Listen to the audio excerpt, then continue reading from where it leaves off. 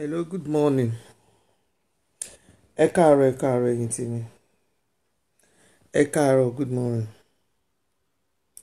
Ẹ káàárọ̀. Ẹ jọ̀ọ́, ẹ bá mi invite àwọn èèyàn sórí page mi. Ẹ bá mi invite àwọn èèyàn. Ẹ bá mi invite àwọn èèyàn.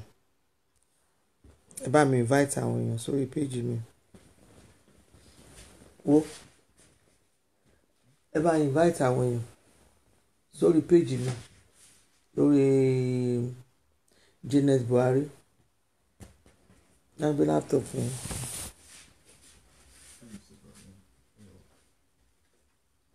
Ẹ bá mi invite àwọn èèyàn. Ẹ bá mi invite àwọn èèyàn. Ẹ bá mi invite àwọn èèyàn. Ẹ jọ̀ọ́ nítorí Ọlọ́run, ẹ bá mi invite àwọn èèyàn. Ẹ káàárọ̀, ẹ káàárọ̀. Ẹ káàárọ̀. Torí Governor Amosun ni mo ṣe bọ́stà. Torí Governor Amosun ni mo ṣe bọ́stà. Governor Ìbíkúnlé Amosun torí wọn mo ṣe bọ́stà. Torí Governor Amosun mo ṣe bọ́stà láàárọ̀ yìí. Ẹ bá mi invite àwọn èèyàn sórí fídíò mi. Torí nǹkan tí Governor Amosun nǹkan tó ń ṣe ní Abẹ́òkúta kò dára rárá. Governor Amosun nǹkan tẹ́ ẹ̀ ń ṣe ní Abẹ́òkúta ò dára rárá. Ẹ ṣe nǹkan tó dára lábẹ́òkúta Governor Amosun. Fídíò yẹn kíní yẹn ni mo ń tàgì kíní mi ni kẹ́ ẹ lè rí. Nǹkan tí Governor Amosun ṣe lábẹ́òkúta ò dára rárá. Kí ló dé? Governor Amosun kí ló dé tẹ̀ ń ṣe bẹ́ẹ̀ yẹn? Ẹ̀yin èèyàn ẹ lè lọ wo orí timeline mi tàbí kẹ́ ẹ lọ wo orí Ọbánlá Adébóyè ẹ lọ wo ẹ máa rí nǹkan tó wà ń bẹ̀. Nǹkan tí Governor Amosun ṣe ò dára lábẹ́òkúta. Governor Amosun ẹ̀yin nìkan kọ́ lẹ láyé. Governor Amosun ẹ̀yin nìkan kọ́ lẹ láyé. Abẹ́òkúta ò dẹ̀ sí fún yín. Ẹ̀yin kọ́ Abẹ́òkúta ò sí fún yín rárá Governor Amosun. Kí ló dé? Eléyìí ò kì í ṣe kò ń ṣe pé bóyá kìíní kò ń ṣe lè bàbá ẹnìkan náà. Dàpọ̀ Abíọ́dún òun ni governorship candidate ti APC lábẹ́òkúta ológun state. President wa ń bọ̀ lẹ́nìí. President ń bọ̀ ẹ̀yin èèyàn ẹ lọ wo fídíò yẹn wà lórí timeline mi. Governor Amosun fúnra rẹ̀ báyìí kò ṣe pé bóyá wọ́n sọ story yẹn fún mi ó wà lórí timeline mi. Governor Amosun dẹ̀ bẹ̀rẹ̀ sí ní máa instruct àwọn èèyàn pé gbogbo kíní billboard Dàpọ̀ Abíọ́dún gbogbo poster ẹni kan máa fà ya ẹni kan gbé kúrò èèyàn kan jẹ́ kí ìlú fẹ́ ní Governor Amosun. Kí ni problem yín gan pàápàá inú gan? Kí ni Dàpọ̀ Abíọ́dún gbà lọ́wọ́ yín? Kí ló dé? Kí lẹ ní tẹ̀ ń bò lábẹ́òkúta? Ńgbà tó jẹ́ pé president ń bọ̀ gbogbo state gbogbo bẹ̀ lọ ti visit ọ̀dọ̀ yín nìkan náà ọ̀dàbẹ̀kúta kí president ẹ̀ wà lé nìkan wá sábẹ́kúta ẹ wá instruct gbogbo àwọn èèyàn ẹ wá ní kó máa yọ gbogbo kíni poster Abíọ́dún kó máa yọ poster kó máa yọ billboard ẹ̀ kó máa yọ gbogbo ẹ̀ dànù. Ó dẹ̀ wá nu fídíò ojú yín wà ń bẹ̀ kò ṣe pé bóyá wọ́n parọ́ mọ́ yín. Governor Amosun kí lẹ fẹ́ lábẹ́òkúta gangan náà? Kí lẹ fẹ́ lẹ́gbàá? Kí lẹ fẹ́ lógùn state in general? Kí lẹ fẹ́ gbà ń bẹ̀? Kí lẹ fẹ́ gbà ń bẹ̀ Governor Amosun? Kì í ṣe leader rere rárá. Governor Amosun in fact igbó tí àwọn APC tó fà yín lẹ̀ ACN tó fà yín lẹ̀ pé kẹjẹ́ governorship candidate Ogun State ọjọ́ yẹn mo fi búlé ní ọjọ́ yẹn ọjọ́ burúkú èṣùgbọ́n mi mu ni. Torí tí wọ́n bá ríru yín kò yẹ kó máa pàdé irú yín lọ́nà. Tí wọ́n bá sùn tó bá jí tí wọ́n bá pàdé irú ẹ̀yin Governor Amosun tó bá pàdé yín ó yẹ kó padà lọ sùn padà ni. Dá rárá èèyàn burúkú ni inú yín ò dá.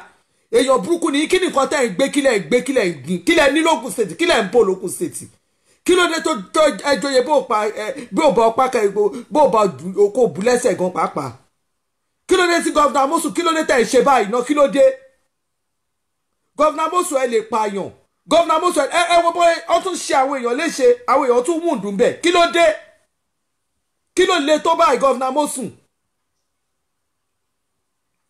Ẹni kọ́kọ́ bẹ́ẹ̀ ṣe jẹ́ bẹ́ẹ̀ náà ṣe fẹ́ jáde bẹ́ẹ̀ náà ni ẹni tí pátì múlẹ̀ ní ẹni tán mú nìyẹn kò dẹ́ ṣe pọ́ndẹ̀ déédéé fà lé yín lórí.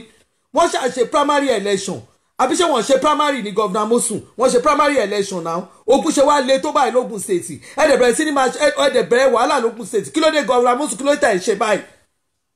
fídíò yẹn wà lórí timeline mi fídíò yẹn wà bẹ́ẹ̀ kí sitting governor kẹ́ máa instruct àwọn èèyàn pé kí wọ́n máa yọ gbogbo poster kọ́ máa gbé gbogbo billboard máa APC candidate kọ́ máa yọ kúrò ní stadium kẹ́ ẹ̀ fẹ́ rí bẹ́ẹ̀ kí ló dé tẹ̀ ṣe bẹ́ẹ̀ Governor Amosun kí ló dé tẹ̀ ṣe bẹ́ẹ̀ ẹ̀yọ́ ọmọ Ògùn state ẹ má dìbò fún Governor Amosun kó gbọ́dọ̀ lọ sí ẹ gbọ́dọ̀ jẹ́ kó wọlé fún sínéètì kí lẹ̀ ń bò lógùn state Governor Amosun kí ló dé tẹ̀ wá mú gbogbo ẹ̀ báyìí tẹ̀ wá fà kọ̀ọ̀kan tẹ̀ fà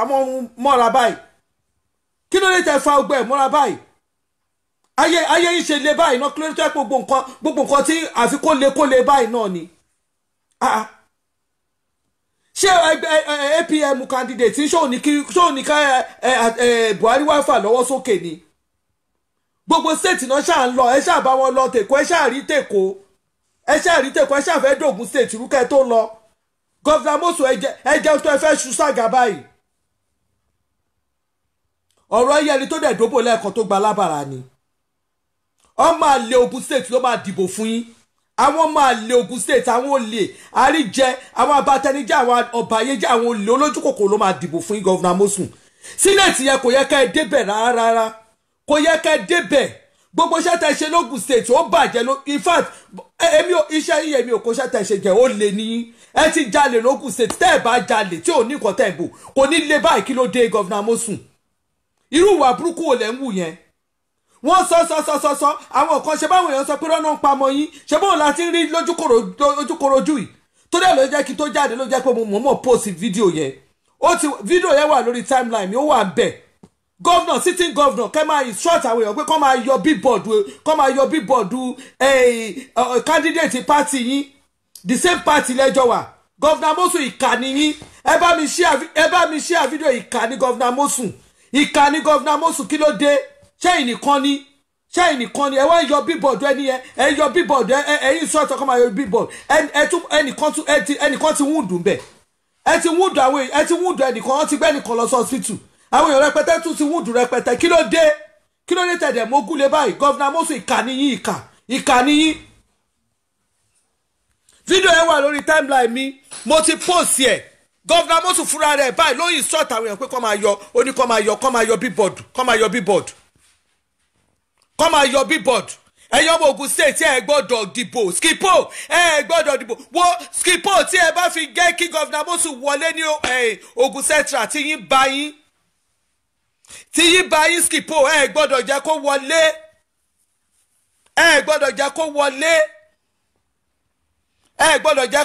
ẹ sọ fún gbogbo àwọn tó wà lógùn state center ọ gbọ́dọ̀ jẹ́ kó wọlé gbogbo ẹ̀yin tàdúgbò bí ẹ bá jẹ́ kí Governor Amosun wọlé ìkànnì ayé yín ṣe le tó báyìí náà ẹ ṣe máa yé le báyìí náà ẹ má dìbò f'Amosun ó fẹ́ kówó jẹ ni ó ti fẹ́ kówó jẹ ní Ògùn state ni o ó lè l'Amosun ìkànnì yín kí ni Dàpọ̀ Abíọ́dún ṣe fún ẹ Amosun kí ni Dàpọ̀ Abíọ́dún ṣe fún ẹ tí wàá fi Dàpọ̀ Abíọ́dún lẹ̀ jẹ́ kó lọ tẹ̀ wọ́n náà lọ tiẹ̀ lọ́tọ̀ ìwọ fúnra rẹ̀ náà ìwọ náà lọ tiẹ̀ lọ́tọ̀ Amosun ẹ jẹun tẹ́ fẹ́ ṣu sága ìka Amosun ẹ má dìbò f'Amosun o ẹ má dìbò f'Amosun kí ló dé tó ní kó máa yọ pósítà kó máa bà gbogbo nǹkan jẹ́ kí ló dé tó ń ṣe báyìí Amosun ìkànnì ẹ má jẹ́ kó dìbò gbogbo ẹ̀yọ́ ọmọ Ògùn state ẹ sọ fún gbogbo àwọn tó wà nílé àwọn èèyàn yẹn má jẹ́ kó dìbò f'Amosun ìkà l'Amosun Amosun ti kówó jẹ ní Nàìjíríà ó ti kówó jẹ l'Abẹ́òkúta ni o Amosun kówó jẹ l'Abẹ́òkúta ni o ó wá ní kó máa yọ gbogbo pósítà Dàpọ̀ Abíọ́dún nínú stadium ó ní kó máa yọ pósítà ó ní kó máa mú gbogbo bíbọ̀dù ẹ̀ kó máa yọ dànù fídíò yẹn wà lórí timeline mi Amosun ìkànnì ẹ ẹ má dìbò f'Amosun o ẹ má dìbò f'Amosun ìkà l'Amosun kí ló dé tẹ̀dẹ̀ wá mú gbogbo ẹ̀tẹ́ mú kankan Dàpọ̀ Abíọ́dún ní ká ẹ dìbò fún ẹgbẹ́ onígbàálẹ̀ ní ká ẹ dìbò fún ẹ má dìbò f'Amosun o Amosun wo jẹ́ àparí ti pẹ́sidẹ́ǹtì máa bẹ́ẹ̀ pò àtijọ́ wọ ṣòkòtò kan náà kò sí tó máa ṣe fẹ́mi o ò lè ṣe nǹkan fẹ́mi mo sọ fún ẹ máa wálé kò sí nǹkan kan èmi máa wálé àjọ máa ṣe campaign ni Amosun jẹ́ ká sọ lọ́rọ̀ ẹnu má lò bọ́n o bó bá dẹ̀ máa rányàn sí mi kó jáwọn obìnrin ẹgbẹ́ mi rán bíi 6 wá kó jẹ́ bí àwọn obìnrin ẹgbẹ́ mi kájọ fèsì ara wa bá ń bá ṣì ní kó jẹ́ kájọ ṣe má lò bọ́n o. Amosu ẹ má dìbò fún Amosu ó ti kówó jẹ lógún state ni o. Amosu ti fẹ́ kú báyìí o. Oníkọ́má gbogbo pósítà Dàpọ̀ Abíọ́dún oníkọ́má yọ kúrò nínú stadium. Ṣé tí bá mi bá dé tí president bá dé ọwọ́ ọ̀tá ló fẹ́ fà sókè? Ṣé kọ́ máa sọ pé kò sí kò sí candidate? Ó sáré síbi ò sáré sọ̀hún. Amosu ọlọ́run ju ẹ̀ lọ́lọ́dẹ̀ máa ju ẹ̀ lọ délẹ̀. Ó máa gbèrè tìjú kúrò lógún state ni. Ó máa broke ju ti Gbénga Daniel lọ. Ó ti fọwọ́ Amosu ó ti fa wèrè lọ́yàn o. Ó ti fa wèrè lọ́yàn Ọlọ́run Elédùmarè gbọ́ Jésù gbọ́. Ó ti fa wèrè lọ́yàn Amosu lógún state yẹn ó fa wèrè lọ́yàn. Ó ti fa wèrè lọ́wọ́ tá a jọ wà yìí ó ti fa wèrè lọ́yàn o. Amosu ẹ má dìbò fún Amosu o. Ẹ̀yin tèmi lẹ́gbẹ̀ẹ́ ẹ má dìbò fún Amosu ẹ má dìbò fún Amosu o. Amosu o. Ó ní débẹ̀. Ó ní wọlé sínéètì yẹn. Lágbára Ọlọ́run ò ní wọlé. Amosu ò ní wọlé.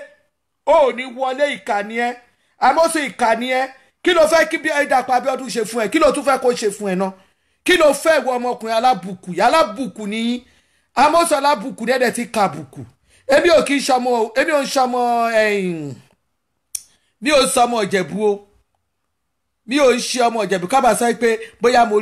jọmọ Ìjẹ̀bú. Mi ò bá Dàpọ̀ Abíọ́dún tán. Mi ò mọ níbì kankan. Mi ò tiẹ̀ rírí láyé mi. Tọ́lọ́run Elédùmarè mi dẹ̀ rí pé mi ò rírí. Ṣùgbọ́n mo hate injustice. Mo hate injustice láyé mi. Èmi hate àbòsí. Amosu ìkànnì alábòsí nìyí. Ìkànnì yín. Kí ló dé? Dàpọ̀ Abíọ́dún ó wọlé primary ni. Toro ẹ ṣàfojúdi. Ọmọkùnrin yẹn wọlé primary gẹ́gẹ́ ara ẹ̀ ni. Ó dẹ̀ wọlé primary. Ẹni tó wọlé tó ní 130 something thousand votes. Ó wá ní kí wọ́n lọ mú ẹni tó ṣe ipò karùn-ún lẹ́ni tó ṣe ipò karùn-ún ní wọ́n fẹ́ torí pé ẹni tí wọ́n fẹ́ tó fẹ́ fẹ́ yìí lẹ̀ fún nìyẹn. Ẹni tó ṣe ipò karùn-ún olóòní kan lọ mú lógún state. Ó wá gbà ó wá gbà ó lẹ́ni tó ṣe sísá mi kò tiẹ̀ sí nǹkan kan kò sí nǹkan kan ẹ gbàgbé ẹ̀. Ẹ̀yin náà tẹ́ wà nílọrin ẹ̀yin gan ṣe take it back ẹlẹ ẹ sọ fún lórí Ìlọrin ẹ̀yin sọ pé ó tó gẹ́kẹ́ ṣé bẹ́ẹ̀ yàrá Ìlọrin sọ pé ó tó gẹ́. Ọmọ Abẹ́òkúta lèmi ọmọ Ògùn state ni mí torí pé ó lábẹ́ Ògùn state ṣé mi campaign fún Amosu ni èmi campaign fún Amosu gbà yẹn tí màá campaign fún Amosu mi ìdẹ campaign fún mọ́ nìyẹn. Mo hate injustice. Olóòótọ́ kìkú sípò ká ọ̀rọ̀ dáhìn fọ̀kọ̀lélẹ̀ sísítà mi kò ṣe ọ̀rọ̀ dáhìn fọ̀. Amosu ò dáa rárá èèyàn burúkú la Amosu. Ẹ lọ wórí timeline mi. Níṣẹ́ ló ń lọ ní kọ́ máa yọ sitting governor candidate ẹgbẹ́ ibi tí wọ́n náà fẹ́ gbà jáde ẹ tẹ̀ tí ń ṣe ní kọ́nà ẹ̀ tí ẹ̀dẹ̀ wá ṣe lójú ẹ wá tí wọ́n á ṣe lójú korojú kò dá bẹ́ẹ̀ ní stadium ẹ̀dẹ̀ yìí short pé kọ́ máa yọ billboard kọ́ máa yọ poster máa yẹn kúrò so kọ́ máa kọ́ débẹ̀ kọ́ máa rí governorship candidates kó má sí ní stadium níbi tí president ń bọ̀ lẹ́nì kó má sí ní kínní ní ìtẹ́ iṣẹ́ lójú korojú ìyá Amosu ìkànnì ẹ ti gbéra yín jáde gbogbo ẹ̀yẹ bá mi share fídíò yẹn wà lórí timeline mi ẹ máa share ẹ̀kẹ́ máa ní sitting governor Ogun State nǹkan báyìí ló ń ṣe ẹ jẹ́ káwọn èèyàn rí àṣírí Amosu ẹ̀yin èèyàn ọwọ́ yín ní ká fi kọ́ méje ọwọ́ yín báyìí dẹ̀ ní ká fi tẹ̀ ẹ gbọ́dọ̀ dìbò fún ẹgbẹ́ Amosu rárá ẹ wo sínẹ́ẹ̀tì Amosu gbọ́dọ̀ wọlé ẹ dìbò fún ẹlòmí ẹ dá ìbò nù ẹgbẹ́ ṣé ẹ rí ìbò yẹn fún PDP ẹ fún ẹni ẹgbẹ́ candidate credible one ẹ gbọ́dọ̀ irú Amosu yóò kò ṣe fàjọba lé lọ́wọ́ ìkànnì Amosu ẹ má dìbò fún APC ní sínẹ́ẹ̀tì lábẹ́òkúta ẹ gbọ́dọ̀ dìbò fún wọn Ogun State Central ẹ gbọ́dọ̀ dìbò fún Amosu Amosu gbọ́dọ̀ represent wa mọ́ àfẹ́ Amosu ní Ogun State àfẹ́ Amosu ní Ogun State àfẹ́ Amosu ní Ogun State nǹkan tá ń ṣe yìí ó ti pọ̀ jù kí ló dé kò ṣe pé bóyá ìyá àti kò ṣe under party lẹ́jọ́ ní kinní ọmọ party yẹn ẹ̀dẹ̀ wọ́n sọ pé abẹ́ party ẹ̀ lẹ́yìn ti fẹ́ jáde abẹ́ party ẹ̀ ní kàn wá dìbò fún yín ẹ wá lọ gbé èèyàn kan dìde lẹ́nìkan nìkan lọ lò ẹ gbọ́dọ̀ dìbò fún Amosu lógún state gbogbo èèyàn mọ Ogun State ẹ tètè ya pé àwọn èèyàn yín tẹ́ bá wà nílé ẹ má dìbò fún Amosu o Amosun ò ṣe family yín o, ó fẹ́ fi kíní gbogbo Ògùn tó ti kó wa jẹ lógùn state, ó fẹ́ rí ìṣà rẹ̀ ni. Torí lè ti le jù, ẹ má dìbò fún Amosun. Mi ò plan àti jáde ní time mi tẹ̀ plan àti jáde rárá láàárọ̀ yìí. Ṣùgbọ́n gbà tí wọ́n send fídíò yẹn sí mi, ó jẹ́ nǹkan tó bí mi nínú gidi gan. Ó jẹ́ nǹkan tó bí mi nínú gidi gan. Ẹ̀yin ọmọ Ògùn state ẹ má dìbò fún Amosun, ìkà ni Amosun. Amosun ìkà ni yín, ìkà ni yín. Kí ni Dàpọ̀ Abíọ́dún gbà lọ́wọ́ yín gan Amosun? Kí ló gbà lọ́wọ́ yín?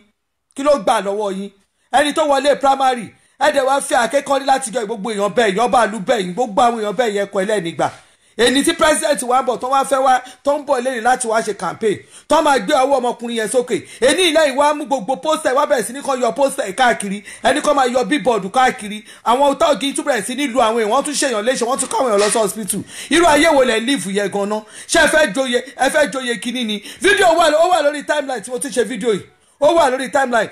Gọ́ọ̀dà Amosun gangan ló wà ń bẹ̀ ó wà lórí fídíò lórí kínní yìí o. Ta lọ mọ ojú Olúwa jẹ̀dá ó wà lórí timeline tí mo ti ń ṣe fídíò yìí gangan ẹ wò lórí ẹ wà ń bẹ̀. Kí ló dé? Fídíò yẹn wà lórí timeline mi gangan ẹ lọ wo Gọ́ọ̀dà Amosun fúnra rẹ̀ ó wọṣọ black ó dé fìlà tó máa ń rọ̀rì yẹn náà lóde ó wà ń bẹ̀ ó dẹ̀ yìí short àwọn èèyàn wọ́n dẹ̀ ń ká pósítà máa yàn ń ká gbogbo bíbọ̀dù ẹ̀ ẹ̀ẹ́dẹ̀ jẹ́ ká bẹ̀rù Ọlọ́run ẹ jẹ́ bẹ̀rù Ọlọ́run náà. Kí ló dé tá a ṣe báyìí fúnra wa Nàìjíríà? Kí ló dé tá a nira wa lára? Kí ló dé tá a ba ayé jẹ́? Kí ló dé tá a dẹ̀ mú ayé tá a fẹ́ wá tá a fi ayé ní ọmọlàkejì wa lára? Kí ló dé? Amosun sórúkọ ẹ ló ń jẹ́ ìgbà ni sórúkọ ẹ l'Ògùn state ni ṣé wọ́n ló dẹ́ Ògùn state lẹ̀ ni ṣé táwọn kan ò bá mú wọ ṣé ìwọ fẹ́ ṣe gọ́vnà wa bẹ̀ ni ó dẹ̀ wá ṣe gọ́vnà náà ni ó bẹ̀rẹ̀ sí fáyé ni wá lára. Kí ló dé?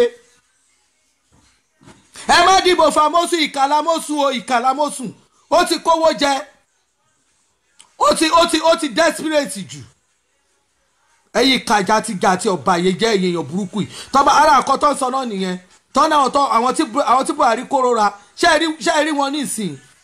tó jẹ́ pé greediness ó fẹ́ bá ayé yín jẹ́ ẹ ti greedy jù. Kí ló dé? Ẹ̀yin lẹ fẹ́ jogún ẹ fẹ́ jọgbọ́n ẹ fẹ́ jẹ gbogbo ẹ̀. Abalajọ tí wèrè kan tó mú ìyàwó ẹ̀ tó mú àbúrò ọmọ ìyàwó tó mú ọkọ ọmọ ẹ̀ tó mú gbogbo ẹbí ẹ̀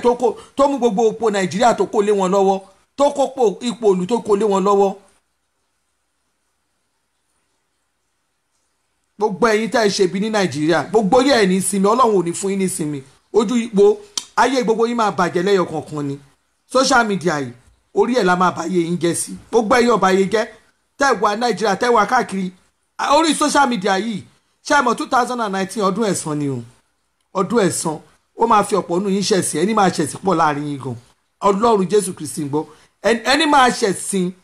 ó pọ̀ láàrin yín gbogbo ẹ̀yin ọba yẹn gẹ̀ Nàìjíríà máa ṣẹ̀sìn throughout ni bó o ṣe láàárọ̀ kùtùkùtù Monday tó jẹ́ pé nǹkan kan ni mò ń wá tó jẹ́ pé mi ìró tiẹ̀ láàárọ̀ yìí tèmi mo ní mo rò jẹ́jẹ́ tó wá fi fídíò yìí tó fi mú inú bí mi láàárọ̀ yìí Amosun inú ẹ ò ní dùn tá a bá máa parí ìbò báyìí ó máa wà núkàkó ni torí ò ní wíìnì gbogbo ọmọ ẹ máa da sán ni lórí Ògùn state lórí ìyà tó fi jẹ wá lógùn state torí ìyà ló fi ń jẹ wá lọ́wọ́ báyìí gbogbo bíríìjì tó ṣe yẹ kò jọ èmi lójú o gbogbo àwọn nǹkan tó ṣe lábẹ́kúta yẹn kò jọ èmi lójú ó ti fi kówó jẹ ni tó bá kówó jẹ ò ní wà desperate báyìí tó bá ní nǹkan tó ti jí sí abẹ́lẹ̀ ò ní wà desperate báyìí. President Muhammadu Buhari tí wọ́n bá ti probe Amosun tí wọ́n bá probe Amosun ẹ wo máa pariwo lọ́dọ̀ Amosun yẹn ni wọ́n gbọ́dọ̀ probe Amosun ìjọba Amosun wọ́n gbọ́dọ̀ probe ẹ̀ EFCC ẹ gbọ́dọ̀ probe Amosun EFCC gbọ́dọ̀ probe Amosun tẹ́ ẹ bá probe Amosun because Amosun ti wà desperate jù EFCC ẹ probe Amosun tẹ́ ẹ bá ti probe Amosun ti wà desperate jù lógùn state kí ló dé kí lẹ gbé síbẹ̀ kí lẹ mú kiri. Ta lọ́mọ ẹ ti rí fídíò yẹn ṣé rọ́ ni mo pa ṣé gọ́vnà Amosun kan lẹ rí ń bẹ̀ ṣé gọ́vnà Amosun kan ló wà lórí fídíò tẹ̀rí yẹn ta lọ́mọ Olúwa jẹ̀dá lọ ṣé gọ́vnà ẹ dá mi lóhùn ṣó nǹkan ló wà ń bẹ̀.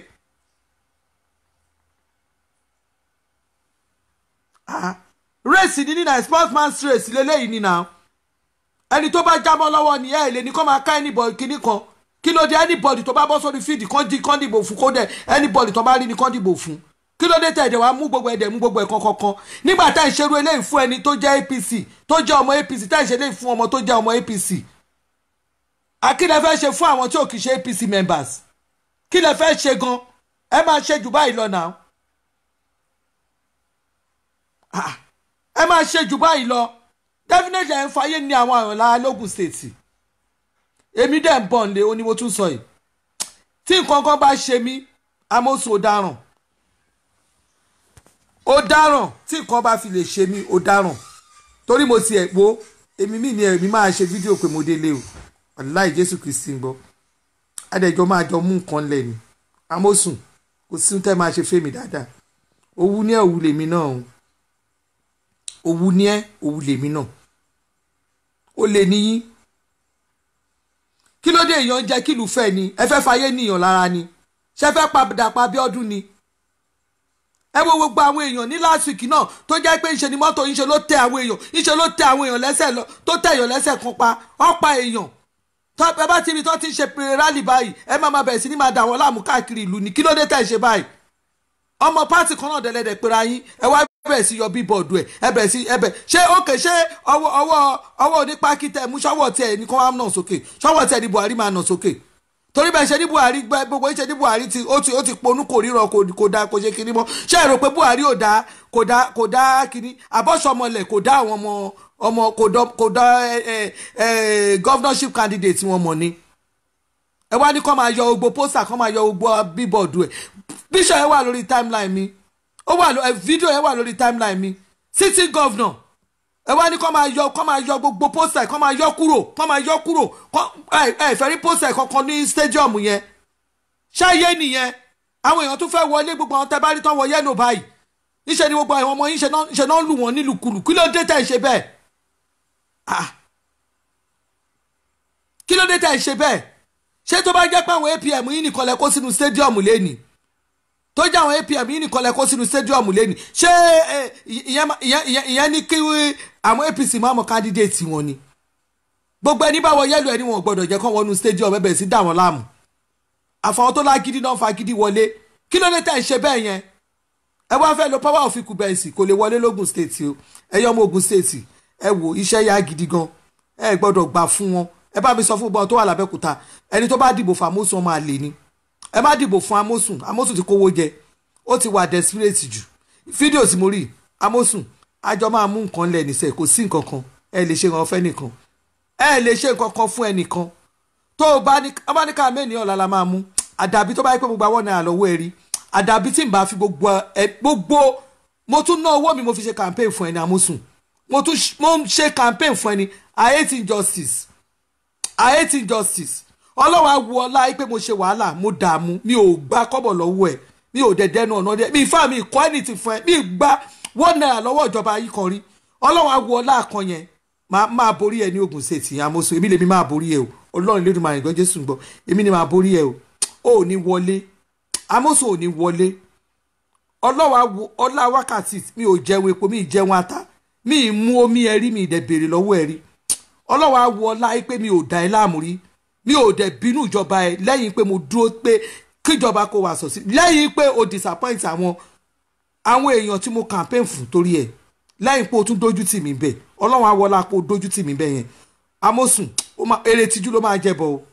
o ò ní jèrè Ọlọ́run Elédùmarè fún nǹkan tó ń ṣe lọ o ò ní jèrè o wá yọ pósítà káàkiri ẹ̀yin ọmọ Abẹ́òkúta ẹ̀yin tèmi ní Ògùn Central ẹ má dìbò fún Amosun ó lè la Amosun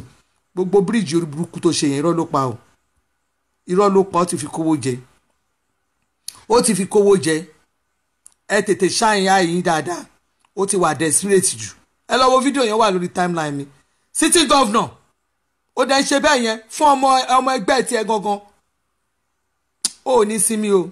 gbogbo ẹ̀yin tẹ́ wà ní gbogbo ẹ̀yin tá Amosun bọ̀nà yín jẹ́ ẹ̀mí ni ẹ̀ gbogbo ẹ̀yin ti for local government ẹ fi wọn Amosun ìpè kò níbì kan lọ APC ní kẹ́ ẹ tẹ̀ fún Dàpọ̀ Abíọ́dún ti ṣoore fámọ́sùn rí ó fún lówó o ó fámọ́sùn lówó o ó fún 20 million rí o ńgbà tó ń ṣe campaign o ó fún Amosun lówó rí o ó fún Amosun lówó rí o àwọn Amosun àfibiṣó lóore tó ti gbàgbé wọ́n ti gbàgbé olóore àná o gbogbo àwọn tó ń fibiṣó lóore yẹn ẹ gbọ́dọ̀ dìbò fún wọn ẹ má dìbò fún wọn Amosun èmi Kuti lájà ọlọ́run Jésù Kristi ń gbọ́ o ò lè ṣe nǹkan kan fún mi o ò lè ṣe nǹkan kan fún mi lọ́wọ́ tá a wà yìí o ò ní wọlé ọlọ́run o ò ní wọlé o ò ní wọlé máa jẹ́ kó mọ̀ pé ẹgbẹ́ APM ẹ̀yẹn àwọn èèyàn máa dojú tì yín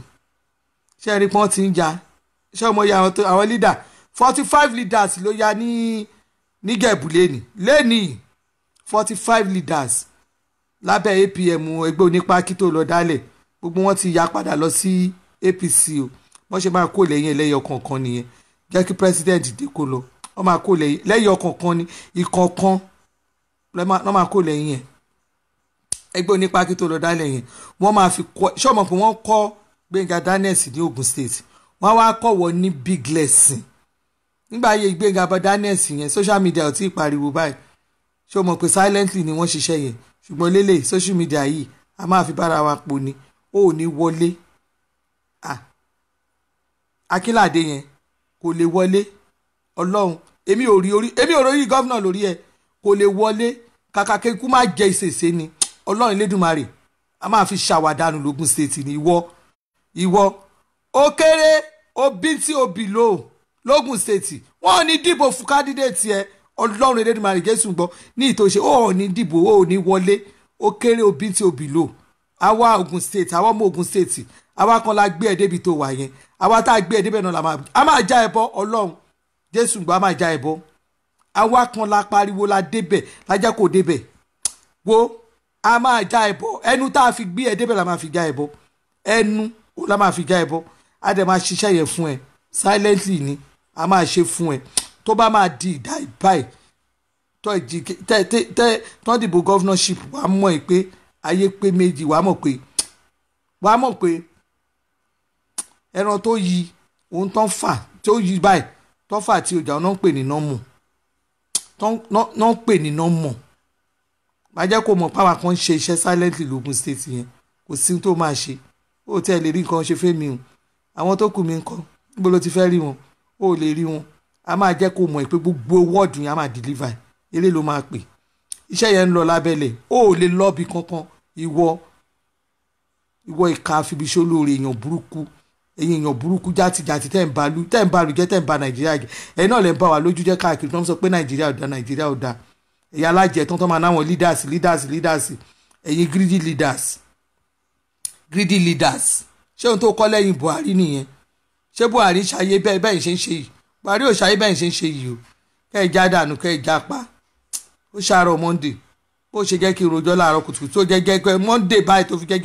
ẹjọ́ mo fi rò ó máa rojọ́ kù ni èèyàn burúkú ẹ̀yẹ́ èèyàn mẹ́ bá mi share fídíò ẹ̀ sọ fáwọn èèyàn lẹ́kọ̀ọ́ má dìbò fàmọ́sùn ẹ̀ dẹ̀ bá mi share fídíò yẹn náà fídíò yẹn wà lórí timeline mi ẹ bá mi share ẹ̀ fún gbogbo èèyàn ẹ jẹ́ kán rí pé èèyàn burúkú ra amósùn burúkú amósùn jàtijàti amósùn jàkújàkú ẹ má dìbò fún ẹgbẹ́ ẹ má dìbò fún wọn ẹni tó gbé síta náà fúnra rẹ̀ Akínládé ṣáàsọ lórí BBC kìíní ó ní state of emergency gan ni ìlú wa ó ní gbogbo nǹkan gbogbo ọdún tó ń dé ó ní gbogbo nǹkan ò lọ déédéé ó ní kò dáa ó ṣàárí gbogbo ohun tó ṣe ó ṣàárí ó ní gbogbo ohun àwọn èèyàn gan kérora fúnra ẹ̀ ó ṣàṣọ ń bẹ̀ Yorùbá ló ṣàfisọ kò ṣàṣọ òyìnbó kábà ló ṣe ìbò sọ gbogbo ẹ̀ ní Yorùbá ló sọ mú wa nù láìfù ṣáàtì yẹn láìfù ni Akínládé náà ti fẹnu ba yí ẹ̀gẹ́ ó ló ti ba lẹ́gẹ̀ ọ̀nà ìjọ olóòdá ní gbogbo ọ̀nà ó ní gbogbo òlù ti bàjẹ́ ó ní àwọn èèyàn kérora káàkiri Akínládé fúnra ẹ̀ ló sọ bẹ́ẹ̀ mi kọ́ mo sọ bẹ́ẹ̀ o bó bá dàbí ẹ lọ wo BBC News o BBC interview tó ṣe fáwọn Ògùn kìíní gbogbo ọgbọ́n náà lẹ dá ọgbọ́n lẹ dá gbogbo nǹkan Nàìjíríà ní pọ́lítíìsì gbogbo ẹ̀ ní pọ́lítíìsì BBC program tó ń ṣe yẹn ọ̀tọ̀ ní táìmù tí wọ́n pè fún Dàpọ̀ Abíọ́dún o ọ̀tọ̀ ní táìmù tí wọ́n kọ sí Dàpọ̀ Abíọ́dún o àti ẹgbẹ́ PDP ọ̀tọ̀ ní táìmù tí wọ́n kọ síbẹ̀ fún wọn o ọ̀tọ̀ ní táìmù táwọn tamósùn lọ o ìkà gbogbo ẹ̀ náà la rí bí ò bá lọ sí program BBC ayé wa parẹ́ ni ṣó ní káyé parẹ́ ṣó ní káwọn ọmọ Ògùn State kó ní kọ́ má ríran ojú òdùn wọn ọ̀tọ̀ ní táìmù tí wọ́n pè fún gbogbo wọn wọ́n ti parí interview káwọn èèyàn tó mọ̀ pé wọ́n ti parí interview gbogbo ibi tó máa wọn tẹ kò sí báyìí máa fò débẹ̀ ẹ̀yin àbáyé jẹ́ gbogbo ẹ̀ náà ni ẹ ṣáà lo power káàkiri power of incumbency àwọn kan lò lánàá òun lè fi máa fi mọ̀ pé lógùn state yẹn ohun tí Gbẹ́ngà Daniels tí ò fi rí mú jẹ ìwọ́gbọ́n ò lè rí mú jẹ ta ló fẹ́ fi jọ ó lè fi gẹ́ nìkankan àwọn ànábì kan ṣe ń jọ́ kìnìún àná àwọn ànábì Gbẹ́ngà Daniel wọ́n tẹ́bọ̀ ni wọ́n rí wọ́n wọlé ẹgbẹ́ tán dálẹ̀ ń gbà náà lọ́hùn ẹgbẹ́ wọn ò wọlé ppm wọ́n fi ppp kí n bí ọ̀rọ̀ pp kòkó náà ìwọ náà tún dá pm ẹ máa jọ múfúmẹ́ǹtì pa ni ẹ máa jọ múfúmẹ́ǹtì lọ ni ẹ máa múfèwé ni ọlọ́run lógùn state ẹ máa múfèwé ni ọlọ́run múfèwé party ni ẹ máa múfèwé ni ẹ múfèwé a máa gbá yín dànù lógùn state ni kọ́lẹ̀ lé ní kó wo déètì ni o kó o fi déètì sí o 11/2019 ẹ máa mú fèwé ni mo kọ́lẹ̀ gara tó ṣú ọ nìyẹn ọlọ́run èèyàn burúkú ẹ bá mi ṣe ẹ ó dàbọ̀ torí mo bí sí láàárọ̀ yìí kọ́ tí mo tiẹ̀ sì fẹ́ ṣe pọ̀ jàre amúnijàrùn burúkú àmọ́sùn amúnijàrùn bóyá mo pè é ní muslim mo pera mi muslim mo sọ pé mi ò ṣe láti mọ́ Elizabeth lórúkọ mi ń jẹ́ Adébùhárí ọba ńlá kí ló dé ṣọ́ra yín o lè wọlé ẹgbẹ́ gọ́vnà tó mú kò lè wọlé torí orí ẹ̀ kì í sórí gọ́vnà orí ẹ̀ ń sórí gọ́vnà ẹni kó lọ máa líìdì àwọn agbèrò orí ẹ̀ ń sórí gọ́vnà ẹni kó lọ hẹ́ẹ̀dì àwọn tó wà ní kútọ̀ ìtọ̀sìn àwọn union ẹ mú wọlé straight kẹ́ni kọ́ má dìbò ẹ gbé wọlé straight kó lọ hẹ́ẹ̀dì àwọn union bẹ́ẹ̀ torí kò jọ gọ́vnà kí náà ti fọwọ́ ara wọn ṣe wọ́n bí wọ́n léèrè ní BBC ìjọ yẹn wọ́n bí léèrè pé kí ló ti ẹ̀ ṣe fún ìlú gangan kí ló ti ṣe fún ìlú rí ó bẹ̀rẹ̀ sí sọ iṣẹ́ pátì iṣẹ́ tó kùn state ṣe ló bẹ̀rẹ̀ sí kà àwọn ṣe báyìí òun ṣe báyìí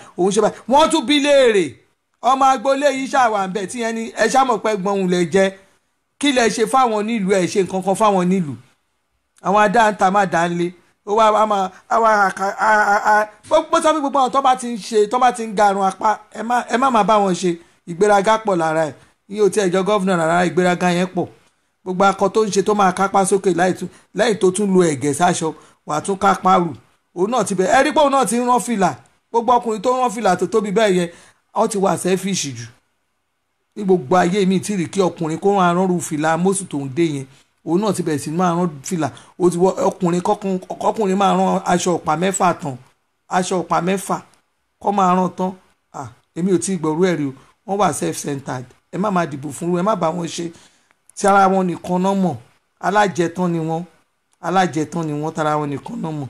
má dìbò fún wọn má dìbò fún Amosun ìkà you are not a good leader lókun state Amosun you are not a good leader tọ́mánìta ló sọ bẹ́ẹ̀ sọ pé mi mo sọ bẹ́ẹ̀ fún ẹ bọ́ba ńlá Elizabeth ni mo sọ bẹ́ẹ̀ fún ẹ èmi ọmọ olówó ìdùrú níhàn ni ọmọ ajífẹ́ pé ṣeré mi ọmọ òwò ajímúdà owú ní ẹ̀wù ni mí kò sí nǹkan tá a máa ṣe fẹ́ nìkan ó lè ṣe kankan fún mi ẹ lè ṣe kankan fún mi ṣé mo bá ń jẹ owó yín ni àbí mo bèrè lọ́wọ́ yín rí àbí mo búkọ appointment pẹ̀lú yín rí bó bá tẹ̀ jẹ́ pé sí ọ̀fọ̀ èmi àtọkọ mi tá a ní lọ́wọ́ yín tẹ́ ẹ fi parí ìjọba ẹ̀ bá wa sáyìn ẹ̀ sáyìn ẹ̀ rí nà gbogbo àwọn èèyàn èlò lẹ́ni kan máa san bóyá 100,000 lẹ́ni kan máa san lórí plọ́ọ̀tì kankan bóyá 100,000 lẹ́yìn tẹ́mi àtọkọ mi san fún ìjọba almost 2 million àwa tá a sanwó gidi fún ìjọba sí ọ̀fọ̀ yẹn wà bẹ́ẹ̀ ẹ̀ sáyìn ẹ̀ náà tẹ́ fi parí ìjọba ọdún 7 ẹ̀yin èèyàn burúkú rádaràdà yìí ẹ lọ́jọ́ kẹ́ẹ̀sún lọ ẹ bá sáyìn ní gọ́vnà máa sáyìn èèyàn aláṣẹ tí ẹ̀yin ìjọba tẹ́ kì í ṣàṣeparí iṣẹ́ yìí ẹ wà lọ́wọ́ iṣẹ́ táǹbọ̀dì ṣe lẹ́kọ̀ọ́ táǹbọ̀dì ó sáyìn sí ọ̀fọ̀ méjì ó sáyìn ẹ̀ tó fi lọ ó parí ẹ̀ lẹ́yìn tí yín ni sí ọ̀fọ̀ yẹn wà bẹ́ẹ̀ nígbà ayé Gbẹ́ngà Daniels ló ti wọ́n wà bẹ́ẹ̀ èèyàn sọ̀rọ̀ àdúró owó bẹ́ẹ̀ yẹn bẹ́ẹ̀ àwọn tó wá jẹ́ oní pépà àwọn oníkíní ẹ wá ń sáyìn àwọn èèyàn ẹ fi ń gbá wọn lójú wọ́n dẹ̀ nírọ́ lẹ fi pa fún wọn owó tẹ́ ní kan san yẹn owó tí ò tó nǹkan yẹn tẹ́ ní ọ̀sán wọ́n lẹ fi gbá wọn lójú ni àwa tá àti ẹ̀tún wá ra accusation tá a ra kíní gbogbo owó kò ṣe accusation land nílẹ̀ wa o òṣìṣẹ́ acquisition land almost 2 million naira fún owó 2 plots ilẹ̀ mo ní rìsíìtì ẹ̀ lọ́wọ́ bẹ́ẹ̀ ni mo sọ fún yín gbogbo owó tẹ́ ní ká san lógún ṣe tá a san ẹ̀kọ́ ẹ̀ sáìnì àwa tá a sanwó gidi gan ẹ̀ sáìnì ọlọ́run ló máa mú yín ẹ̀yin èèyàn burúkú ẹ̀yin aláṣetì yìí tó jẹ́ tara yín nìkan lẹ̀ mọ̀ ẹ lọ́jọ́